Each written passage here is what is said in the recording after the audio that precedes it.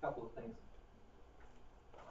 I think we only have 3 weeks left for you to finish your report, because the Thanksgiving week, we want to have 2 classes where you present your projects, so that after Thanksgiving, when it's jury week, I'm not allowed to have anything to do.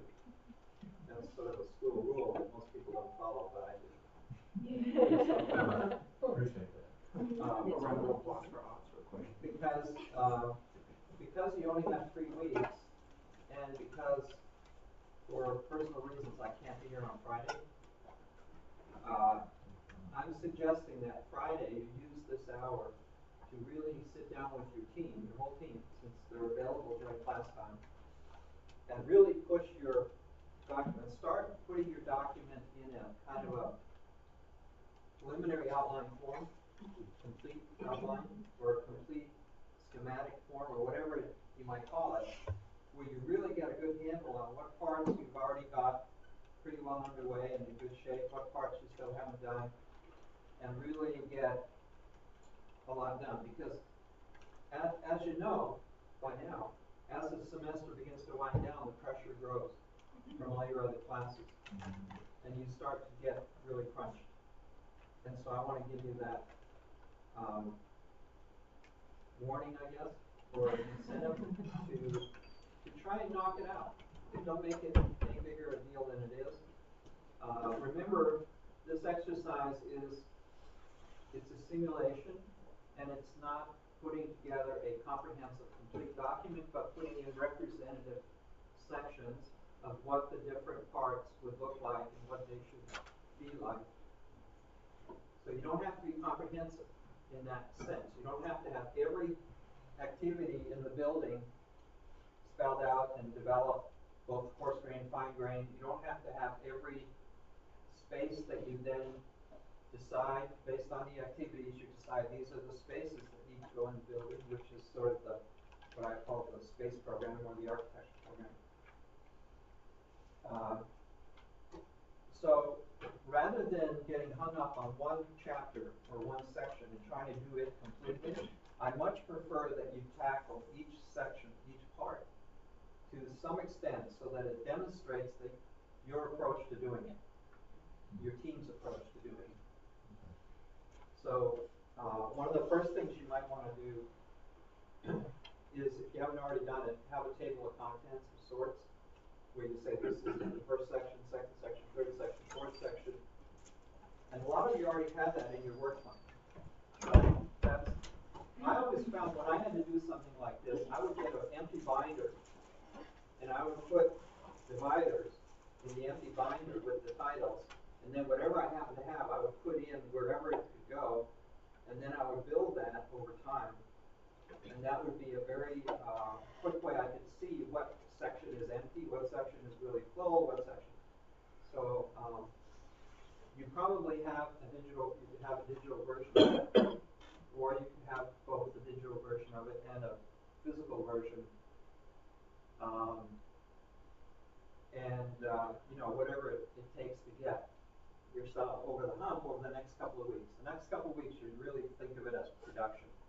Just like if you had a design project, you're now in presentation mode. And there's still a few things we're going to cover in class, but I'm not going to give you any other assignments kind of thing. The only assignments I've really been giving you are designed to help you in your process of putting together this semester-long thing. So on Friday, just like the time I had jury duty, come to class, get your group together, really have a good work session.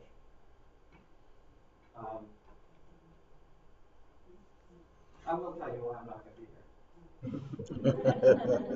I have a grandson being born today. Right? Congratulations. And it's in Atlanta, so I have to leave right after this class. And I'll be back probably Saturday. You can leave now. You If you catch a plane, you might be able to make it. We'll excuse you. Go ahead.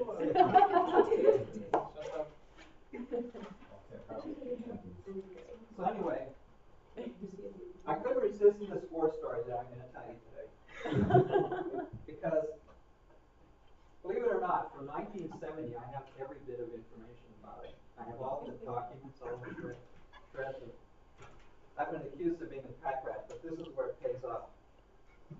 So, at the time, I was a graduate student just like you. I had 1 year to go, and I was working for the government of Manitoba in the Department of Public Works as a programmer.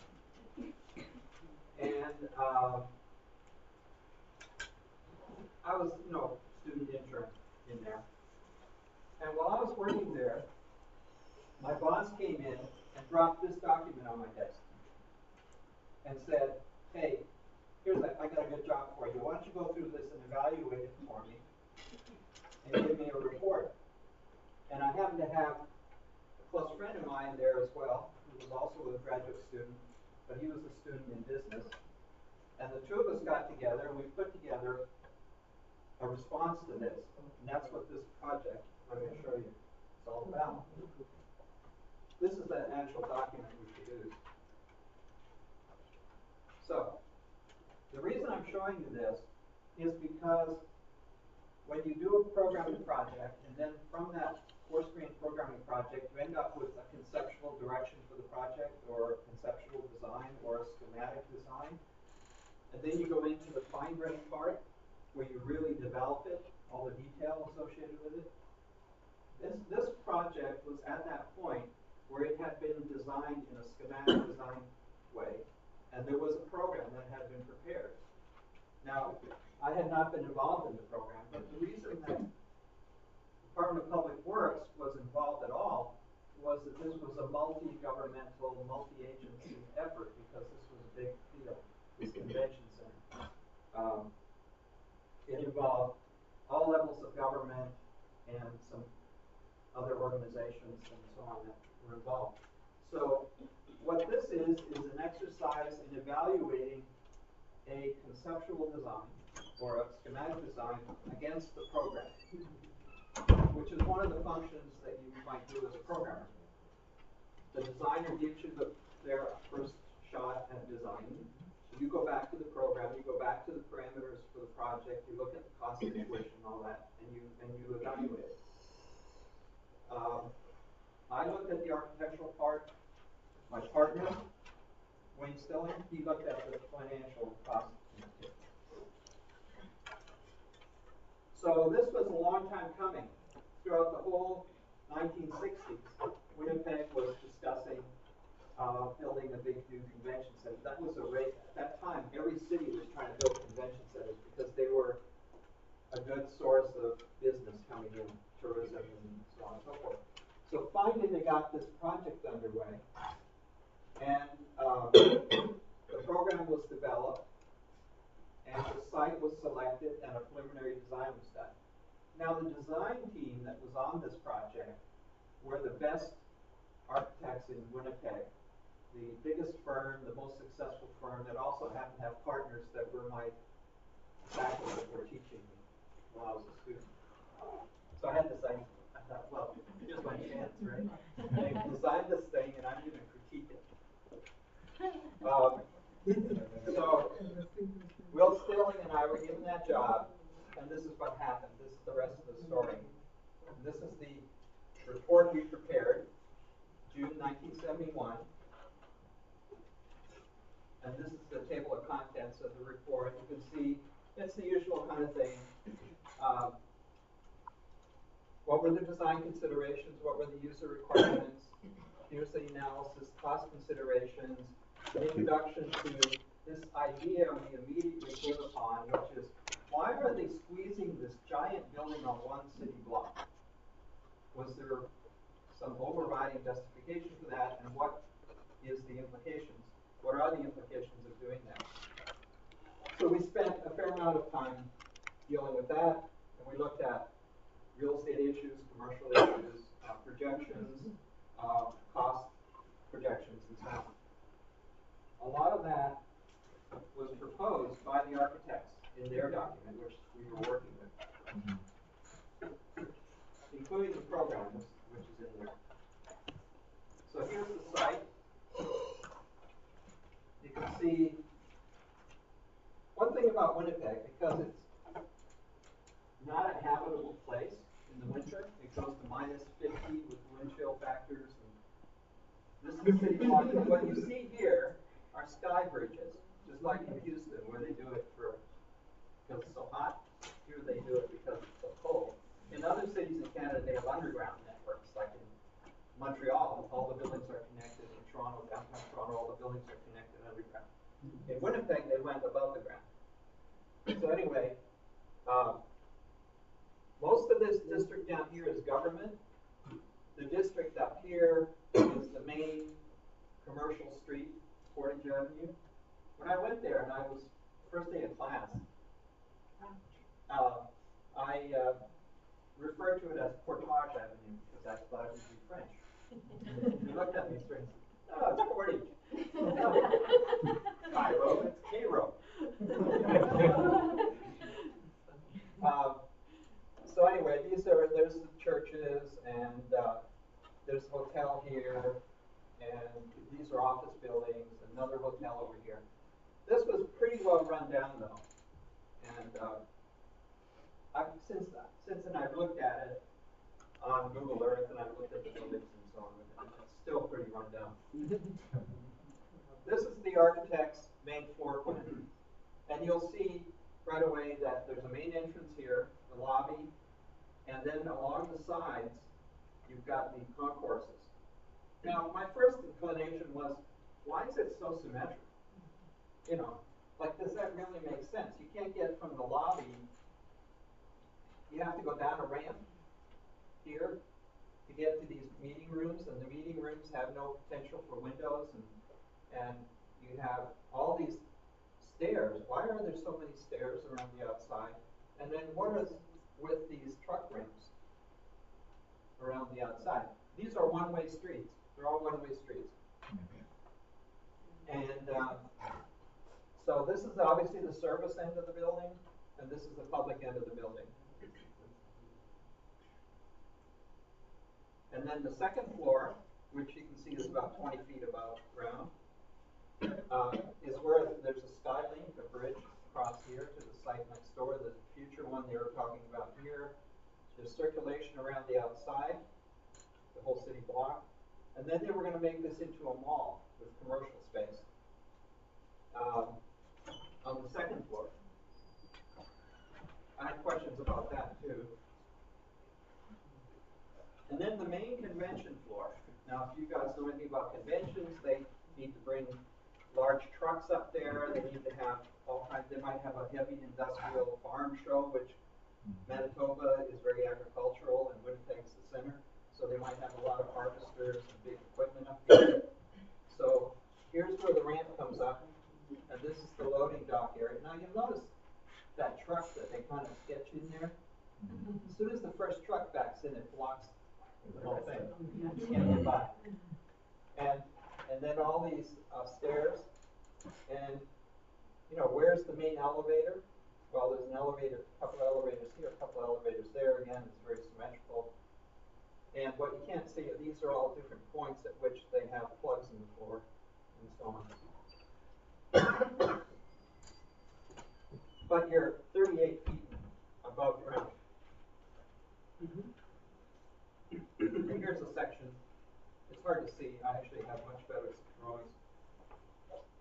Main exhibition floor up here, clear span, and you can see it in the longitudinal section.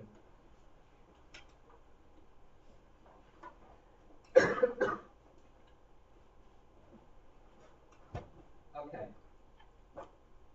So we asked ourselves, what penalty are we paying for squeezing this on one floor, one block, one city block? Well, that's where we produced this report.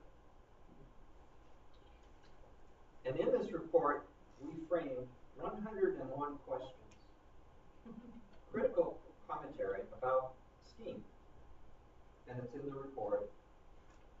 And we went to our boss, a guy named Robert Gemmell, who was a deeply religious guy, very righteous thinking. And we convinced him that this was a real travesty for the public to have to pay for this building because of all this analysis we did and the cost breakdowns and the problems architecturally with the steam, with the convention floor being up 40 feet in the air. So we worked our way through the system, and we ended up with a meeting being called, and this is the attendance at the meeting. We had over here the premier of the province of Manitoba. He's equivalent to the governor. And then we had the Minister of Industry and Commerce. We had the Minister of Municipal Affairs, the Minister of Youth and Education, the Attorney General, Minister of Highways and Public Works, the Minister of our portfolio, Danny Russell Thorne, who we work with, and Assistant Deputy Ministers. We had the whole cabinet and the premier.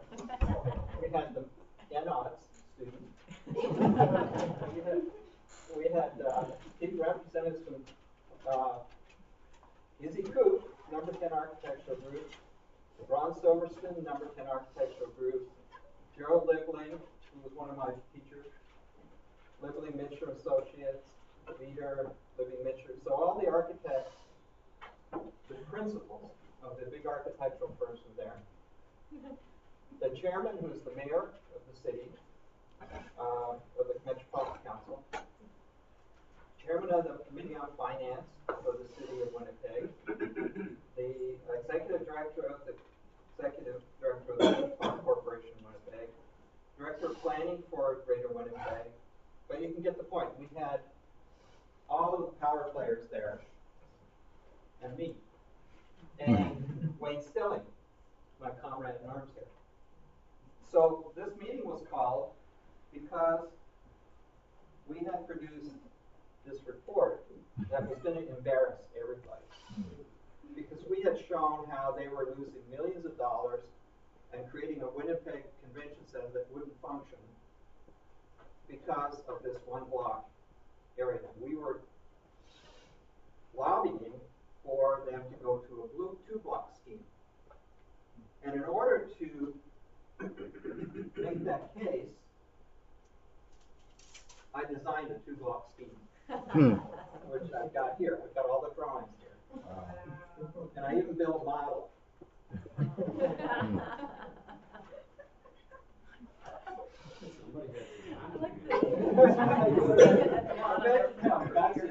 Here I am, I'm a student, and I'm taking on all the power in the province. The governor, the cabinet, my bosses, my teachers, everything. That's how arrogant you can get. Well, the statement from the premier at the bottom of that other page is really funny, but he doesn't really understand why this meeting's being held. Yeah. There's been a lack of communication on state regarding the purpose of this meeting. Yeah, I have the complete minutes of the meeting here. Wow. So here's our summary of the cost implications. Cost of the stairs, a 1-block scheme, 2-block scheme. What's the premium we're paying for a 1-block scheme? Here it was $1 million. Now this is $1970. $1970, that's like 10 million now, or 20 million. Cost of the extra elevators, $80,000. The freight elevators, $30,000. Escalators, extra escalators, and so on. So the whole premium they're paying for putting in on one city block was over 2.8 million. Significant amount of money. So what we did was we developed a different scenario. Holiday Inn owned the property next door. And we thought, well, what if this was a private-public partnership with Holiday Inn, who owned the property, who would love to have a convention center. And so the scheme that I developed,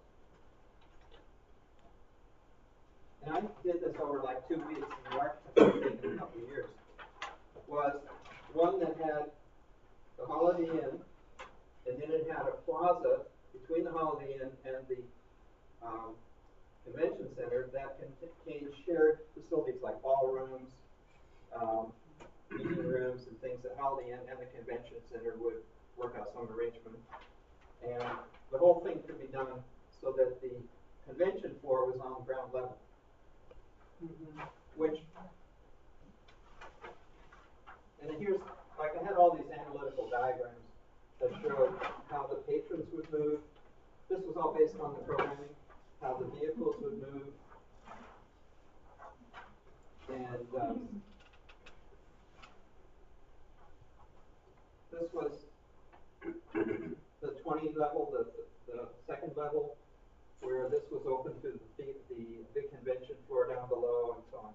So I had lots of drawings, and I built a model.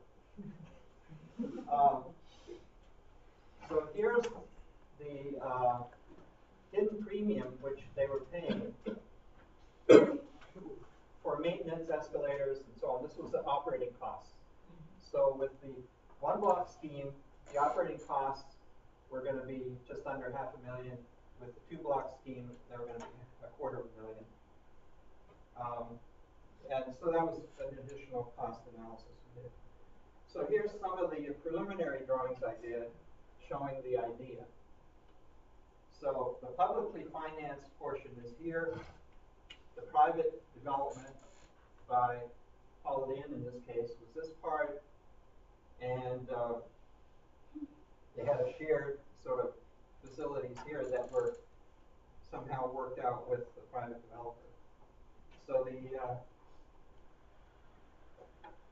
the main floor, which is now at grade, would have the exhibit hall, loading dock, kitchen, service area over here, banquet rooms. Then the thing was, you could come over, these were the hotel buildings. This was the public entrance, you could have a plaza, which is always a nice thing to have at a convention center. And then the registration lobby, one sort of big area that could go into the ballroom or go into this meeting room area or into the convention center. This was the right arrangement for the flow, for the program and the research. And then in the second level, the hotel, it has a restaurant. This is an upper terrace, and this was either another commercial building or another hotel, spec building, open to the lobby below, and then you would have more sort of support areas over here, seating that you could pull down for the convention center. So this is the model that I built. This sort of coming apart there, but so this is the main convention floor, and then these are the hotels and the other development nearby. So this is a section through the model, and that's that, we called it a winter garden or a Japanese garden between the hotel and the convention center that had a plaza. And there's an overview. That's the garden entry plaza. And you come, this is the entry lobby, and there's the main convention. This is what they ended up building, and this is taken currently. This is current. And you can see they really didn't go along with any of what I was trying to do. Politically, I understand why. It would have been an embarrassment to everybody. They were already so far along that if the newspapers had gotten a hold of it and the public had learned about it, I didn't go that far. I didn't, call the newspapers and say, hey, you know what? This is the public money. This is taxpayers' money. You can save $2.5 million if you listen to me. But they went ahead, and I got some real dirty looks from the faculty at the school, and they didn't treat me the same after that. So this is the ground floor. They basically kept the meeting rooms on the ground floor, concourse on either side. No clear sense of entry into this. I still don't understand how that works. Where there's a box office here, there's stairs here, there's a coat check, there's a lobby. Anyway, this is the second floor that they built. You can see the ramps. Now, I was really worried about these ramps because they seemed like a safety hazard. Because there are sidewalks and families and people walking along here. And you got these big semis, and they're right near the intersection, pulling in, and during just before a big convention, there'd be lots and lots of these big 18-wheelers trying to come up this ramp, and Manitoba is very snowy and icy and slippery, and so they would be a constant maintenance issue. They'd have to keep the ice off the ramps, and they were noisy, caused a huge amount of vibration in the building, and they were ugly to watch. The community around it, which included churches and really nice buildings, would have to put up with seeing all these ramps and these trucks going up and down like they were in some kind of factory environment. I'm still getting worked up. Yeah. Like 45 years later. And this is the main convention hall. It's now 40 feet in the air. And there's just like they drew it in their preliminary conceptual design. They went ahead and built exactly what they had first time around. And there's a little lobby here, little lobby here.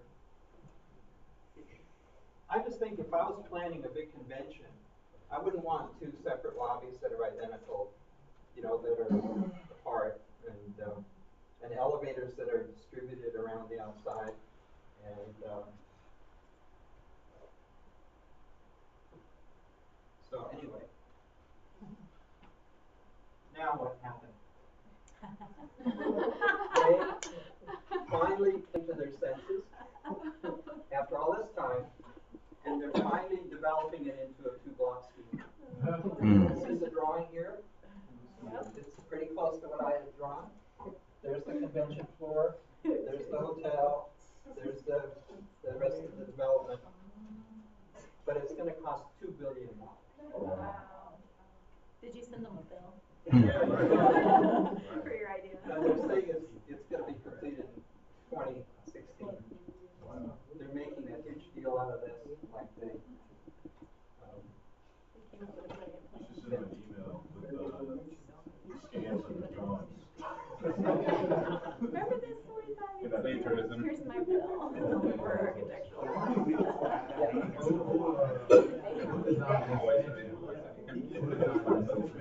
I don't know. $1 billion.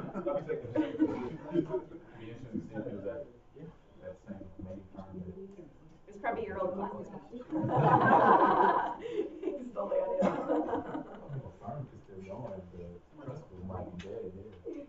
Yeah, they are. I guess you have to wait for some people to make that change. So anyway, I had all this stuff. I thought you might enjoy a little war story. And there's some lessons here. Don't be afraid. You are experts. You sometimes maybe over your head in what you're doing, but if your instincts are good and if you trust them, and if you do have some expertise, speak up and take a position. This was the 1960s. We were all radicals. We didn't accept anything on face value. And times are different now. Everybody's much more complacent generally. But I have seen protests lately. And, that's a good sign.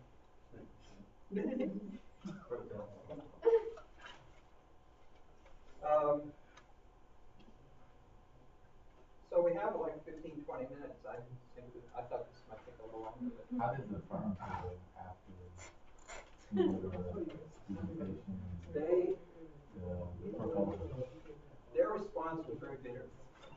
I mean, they were almost, I would say, snarky. I have it here. I have what they wrote. Oh, you had the comments? Yeah, I have their comments about my comments. Remember, there are children in this room. Who do you think you Yeah, I have everything here. I have a total record. Okay. July 15th, 1971. General notes regarding the list of 110 questions dated July 8, 1979. To begin with, it is our understanding from the introduction to the above that there is no disagreement that the convention center shall be located in the 14-block area of the development area, the general area. Similarly, there is no disagreement with the need to plan the convention center as part of the enclosed pedestrian linkage system, connecting the project with other developments. Let's see, where does he start? They're justifying themselves all the way through here, saying this is what we were doing, we were following instructions.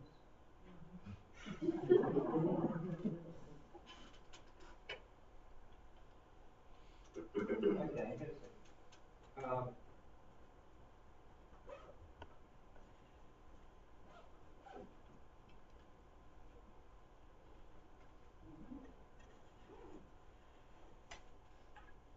So they said, the cost-benefit study indicated that though a less expensive building might result, development of a scheme 2, which is the 2-block scheme, could not be justified in terms of total cost. I don't understand that. In addition, the difficulty of finding a 2-block site in the area where the streets could be closed was recognized. So that was what they were saying. Even though Holiday Inn would have loved to have exclusive sort of plug-in to the convention center.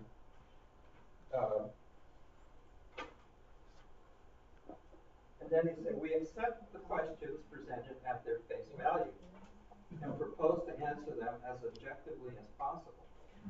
However, if there is any implication that the very existence of 101 questions imputes the validity of the proposed site and the basic design, therefore we can only offer our doubts that a site exists anywhere, a design for which could not be subject to a comparable list of questions. And so let's see, they say, we could therefore suggest that the basic question is neither hypothetical nor comparative, but rather, how well does the present design proposal on its present site, in terms of function, appearance, and economics, satisfy the critical objectives of the program? So they were passing it off as saying there is no other site we can even consider, and therefore it's a moot point, it's not worth it. And then they went through and answered individual questions. Did they answer all? Yeah. They said replies to questionnaire prepared by Robert Gemmell, who was the guy that I worked for directly. The numbering here corresponds to the questions as they are listed in numerical order in the questionnaire. And then they go through question number 1. And they have a paragraph saying these requirements all met in the plan. See, my questions, let's see, I have the questions here. Some of these, they went through and answered all 101 questions, which I thought was pretty amazing.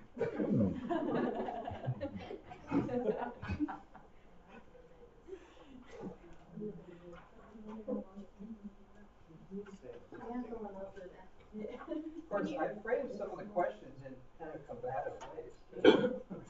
When you were doing a cost analysis for them of the cost of, like, for instance, all those additional ramps being around the exterior and whatnot, did y'all also bring up the fact that, I mean, they were losing square footage simply because of, you know, like for the convention center, because of having to have so many stairs and elevators and ramps and everything to get people moved around? Because those are dollars. If you have more square footage at convention center, you're bringing in more rental income too. Yeah, I think. How big is that building? How big is it? Square foot. I don't have the actual square footage, but city blocks tend to be like 300 feet by 150 or something.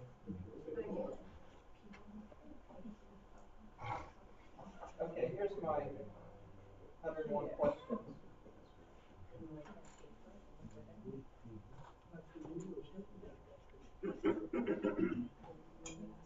So we know the architects have have provided a public lobbying concourse unrelated to the convention for registration facilities. How do you sort out people entering the convention center for different purposes? So there was a flow problem that we were talking about. It is not true that there is direct access via elevators and stairs from public uncontrolled areas. So we had some problem with staff getting to elevators and things. How can you control the exercise over paid admissions to attractions carried out at the exhibit hall level? Because there was no control there.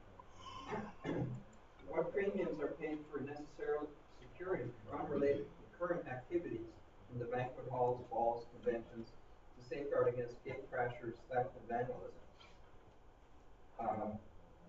And then, there's 101 of these. What is the function of the main floor lobby space concourse area that is at the cost of 36,500 square feet? How is it justifiable, particularly when it is sandwiched between two other parallel circulation areas? What is the dominant means of entry into the meeting rooms for community use?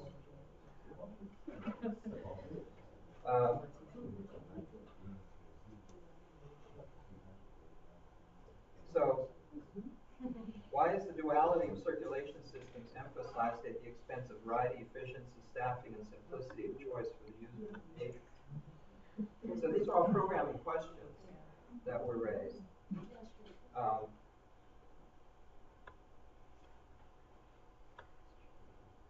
If it's the intent to compete with other cities for the larger conventions and trade shows requiring an exhibition hall of 100,000 square feet, should we be not providing comparable loading and unloading facilities and convention size? The floor is less than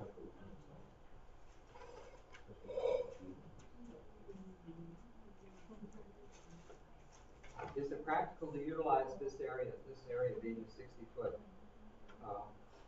vertical between the main exhibit area and the first level of parking?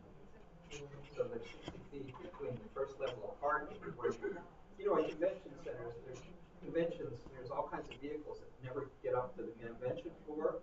They're in the first parking deck, which has a higher ceiling, and then they have to haul a bunch of stuff up to the convention floor. There's 60-foot difference between those two levels.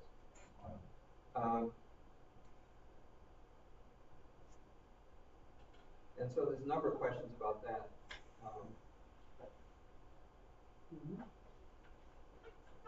And suggestions about door sizes, suggestions about access.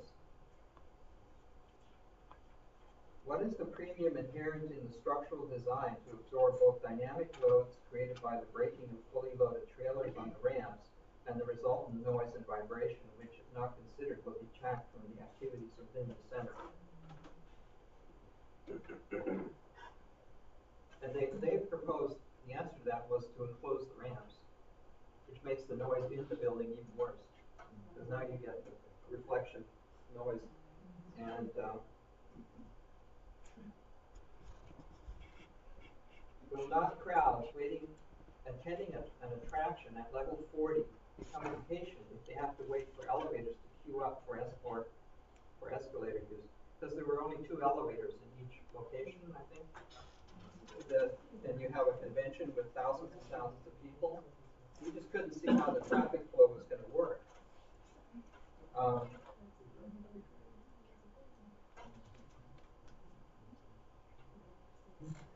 And they were excavating down for 40 feet for parking down below because the site was so restricted. And I had a number of questions about the excavation, the insurance, and because normally in Winnipeg nobody excavated that deeply, and there was a water problem. And the other problem we had was the contractor not having any place for his trailer during construction and for his equipment. All the site around was not available at all, so they had to literally make the streets the contractor's space for his stuff. So they had to block off at least 3 very busy streets in downtown. Yeah.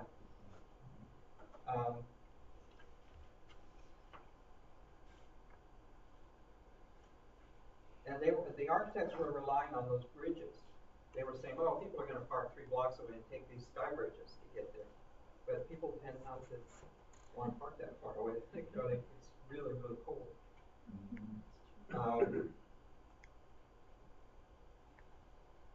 At what cost to the public is captive trade being given to the Holiday Inn? See, they were already counting on the Holiday Inn by putting a bridge across to the Holiday Inn and saying, okay, this is really the hotel, the convention hotel, but not taking advantage of any other things they could with Holiday Inn. Is there no better way of establishing a working link between the Holiday Inn and the convention center?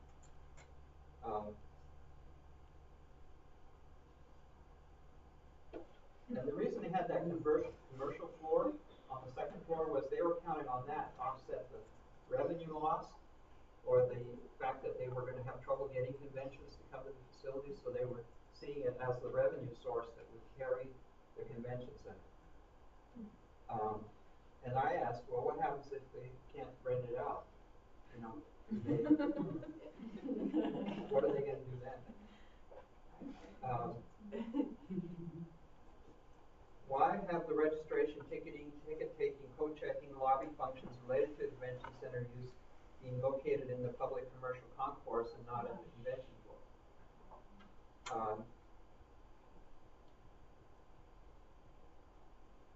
The whole idea was, their concept was that the commercial floor was a mixing floor where everybody mixes.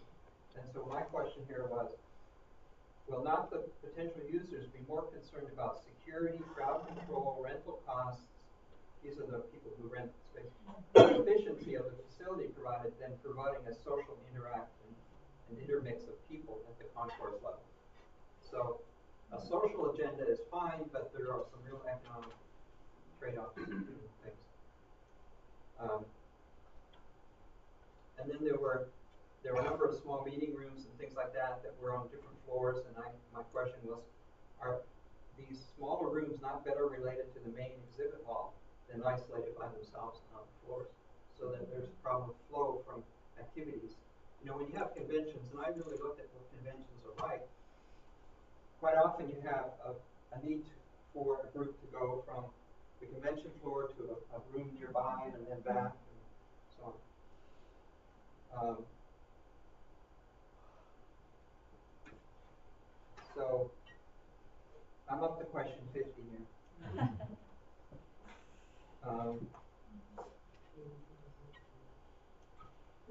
So one of the questions was, the first floor is meetings, the second floor is the public commercial concourse, and then the third floor is the convention center. So can we honestly anticipate any significant patronage from the larger and more lucrative users of a convention center when these two important requisites for the success of these activities are isolated by a sandwiched-in level of unrelated commercial activity? How can the sounds generated by a band, rock festival, or a Tom Jones show, that's Tom Jones, sorry, be isolated as long as there are open escalators interconnecting stacked levels of simultaneous events? So there were these open to above lobbies and things where any sound being produced at one level is going to permeate all through the building. Will not the noise of trucks on the ramps be costly to control in order not to constitute a possible sound conflict for users of the meeting rooms and banquet areas?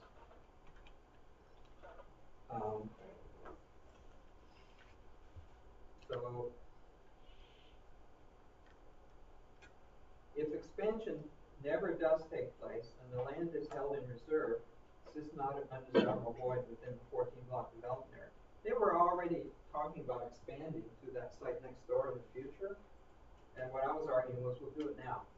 And if you have to expand up in the future.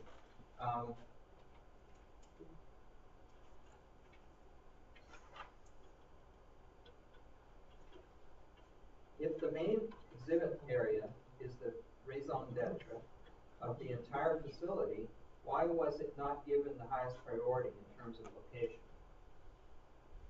instead of being up at the very top?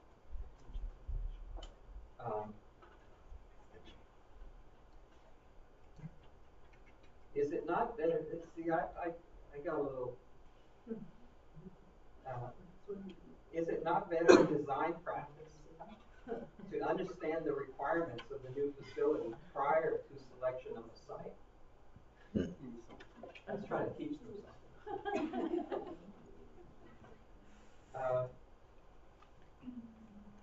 As the program of requirements is the basis for ensuring that the objectives of the convention center concept are met, is it not essential that the requirements take priority over other considerations, like political considerations or other things?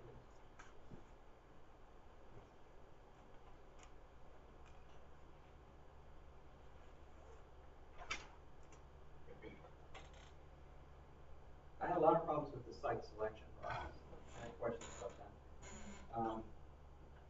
How can taxis queue up on Edmonton Street if cars are exiting from the car park at the same time? There was a real conflict between where, and convention centers, people fly in to the airport, they get in a taxi, they come to the convention center, the taxis have to line up, and they have to, so these are programming issues, you know, that,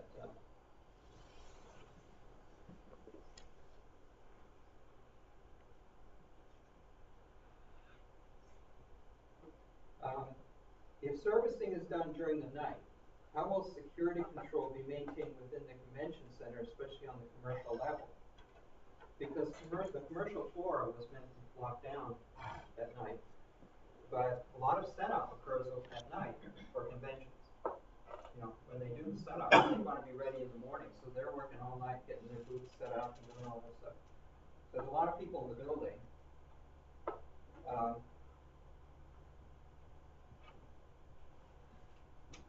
So obviously I had a lot of problems with the commercial floor being there.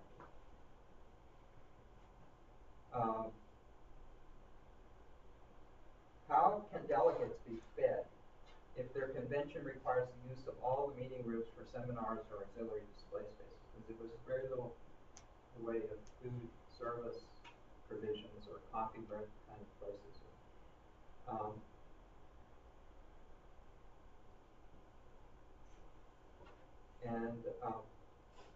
And question number 82, it's in response to their comment where they say, regarding food service, we must be careful that we plan enough room for this in the program, enough room for large gatherings, making sure to allow areas for gathering drinks before dinner, etc. And that was something I thought we had totally missed. They hadn't dealt with it really. So my question 82 was, how do you propose to solve these space and programming problems? You know, of the food and the drink. It was pointed out that this building was not being designed for rock shows. Why not? Especially since the auditorium is no longer available for this. There was another auditorium in Winnipeg that was used for that purpose. And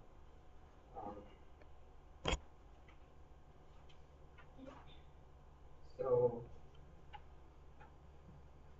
then I had a real problem with the truck docks spaces, and they only provided 4.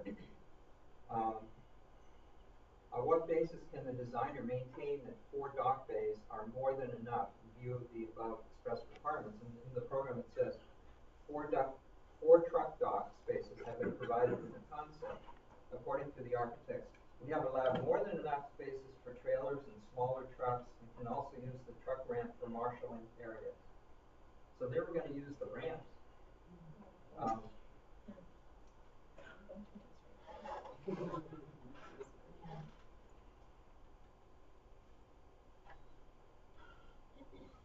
Haven't the architects been asked to consider the additional parking needs of the further 3,060 hotel and apartment units that are going to be on the site?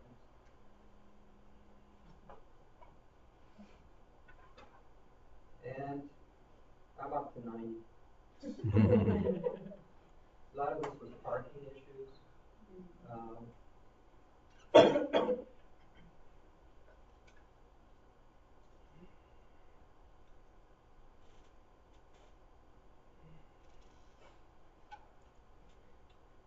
Yeah.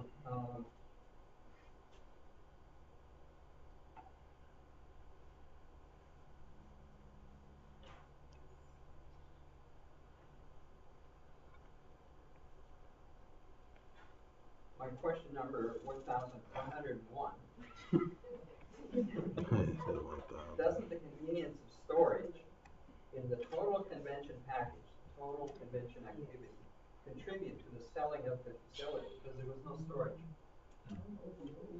The only storage is that first parking level where they expected, but that takes away a lot of parking when that's going on. So that's what I did in the summer of 1971.